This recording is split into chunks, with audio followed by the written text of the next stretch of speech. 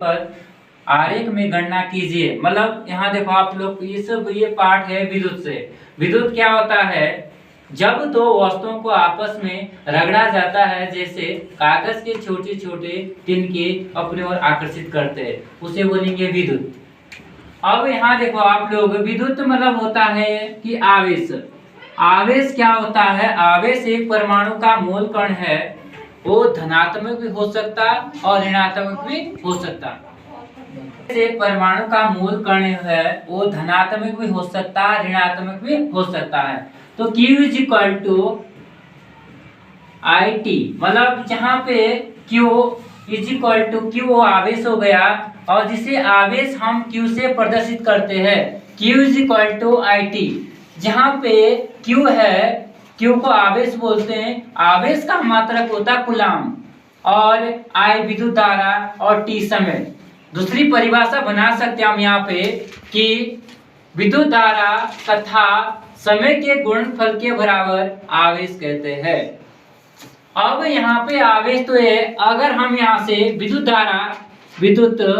धारा I is equal to Q upon T, मतलब यहाँ पे देखो कि आवेश तथा गति की प्रवाहित की दर को विद्युत धारा कहते हैं, एक परिभाषा।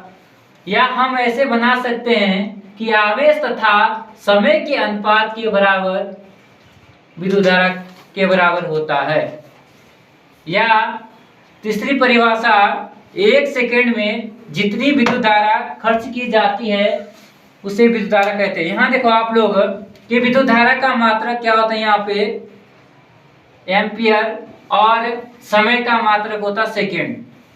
और यहाँ पे दे रखा कि जैसे इम्पोर्टेंट है ये, जैसे ओम का नियम है, ओम का नियम क्या होता है? किसी धात्विक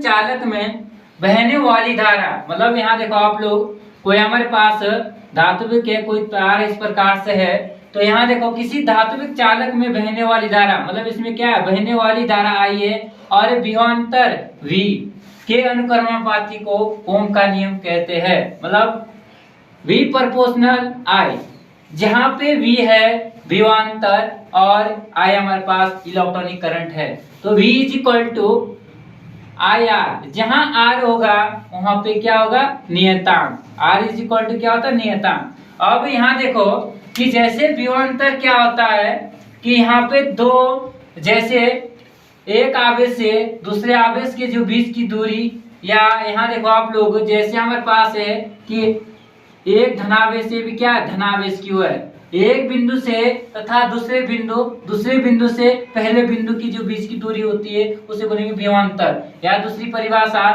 V is equal to W/Q।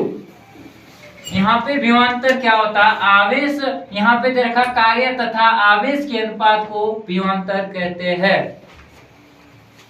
अब क्या करेंगे यहाँ पे, अब यहाँ क्वेश्चन दे रखा है यहाँ पे कि इसी के लिए रिलेटिव क्वेश्चन था। यहाँ पे दिए गए परिपथ में आरेख की गणना ज्ञात कीजिए। जो हमारे पास ये चित्र दे रखा है यहाँ पे, इस चित्र को देखना अपने, इस क्रम से होता है, इसको पासे क्रम या तुल्य प्रतिरोध बोलते हैं।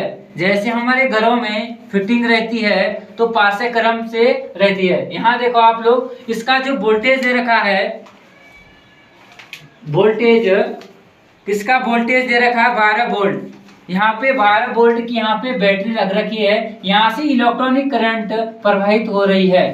अब क्या बोला इस क्वेश्चन में, क्योंकि ये इम्पोर्टेंट है, क्वेश्चन आते रहता है, पूरा ध्यान यहाँ पे देखो आप लोग कि यहाँ देखो आप कि जैसे यहाँ दे रखा है कि परिपथ, फर्स्ट निकालना, यहाँ पे परिपथ में कुल प्रतिरोध।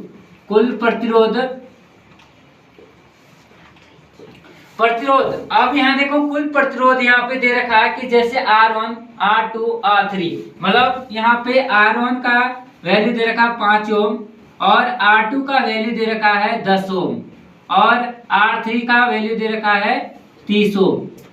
अब हमने यहाँ पे ये पाठ्यक्रम का फॉर्मूला दे रखा है, पाठ्यक्रम प्रतिरोध, पाश्य प्रतिरोध का फॉर्मूला होता है यहाँ पे 1/R is equal to 1/R1 plus 1/R2 plus 1/R3। मतलब अगर यहाँ पे फॉर एग्जाम्पल यहाँ देखो आप लोग, अगर इस प्रकार से क्रम से रहता है, ये होता पाश्य क्रम का, और जो हमारे पास श्रेणी क्रम का रहता है, श्रेणी क्रम का अगर ऐसे होगा तो हमारे पास क्या होगा, हमारे पास श्रेणी क्रम, जो हमारे पास सीधी सी, जैसे एक बल्ब यहाँ लगा रखा, एक बल्ब यहाँ है, एक बल्ब यहाँ, जो सीधी प्रतिरोध से रहता लगा रखा, उसको बोलते हैं श्रेणी क्रम। ये हमारे पास पाश्य क्रम होता है। श्रेणी क्रम का मतलब होता है कि जैसे जितना वोल्टेज क्या होता है, जो हमारे पास धारा को धकेलता है, अगर धारा को धकेलेगा तो यहाँ पे, तब यहाँ पे देखो किसका धारा क्या करता है, यहाँ पे जो यहाँ से बैटरी है, जैसे वोल्टेज है 12 बैटरी की वोल्टेज है, तो यहाँ से ऊपर करंट, यहाँ से करंट, यहाँ से नीचे करंट, क्या यहाँ से मतलब धारा क्या होती है, बढ़ जाती है। जैसे हमारे घरों में है, घरों में जैसे ऊपर वाले फ्लोर में क्या है, मशीन है, दूसरी वाली नीचे वाली दूसरी मशीन है, तो उसमें क्या है, धारा क्या होगी, बढ़ जाती है। तो यहाँ देखो आप लोग, जैसे श्रेणी क्रम क्या होता है कि श्रेणी क्रम में प्रतिरोध क्या होता है, ज्यादा प्रवाहित धारा आती है, उसे आग या खतरा रहता है उसमें लगाने। 1/R इज इक्वल टू, यहाँ पे R 1/5 प्लस 1/10 प्लस 1/30। अब क्या करेंगे, यहाँ पे किसका, हमने इसका पूरा एलसीएम करना है, एलसीएम करेंगे इसके साथ, तो यहाँ पे मैंने 30 बनाना है, इसका एलसीएम कितना है, 30 है, तो यहाँ पे 6 का, यहाँ पे 3 और यहाँ पे भी 3। अब क्या करेंगे, यहाँ पे 1/R is equal to 6 plus 30 plus 3/30 plus 1/30। अब क्या करेंगे, यहाँ पे भी 30, यहाँ पे भी 30, यहाँ पे भी 30, सबके बट्टे में 30 है, तो 1/R is equal to 1/R is equal to 6 plus 1 बट्टे में 30। अब क्या करेंगे, सबको ऐड करेंगे इनको, यहाँ पे 6 और 3 9 9 और 10 10/30, 0 से 0 cancel, 1/R is equal to 1/3 cross multiply करेंगे, यहाँ से क्रॉस मल्टीप्लाई करेंगे यहाँ पे, तो R का R है 3 का 3 ओम, क्योंकि प्रतिरोध का मात्रक ओम होता है, तो 3 ओम ये निकला इसका कुल प्रतिरोध। अब इतना नोट करो।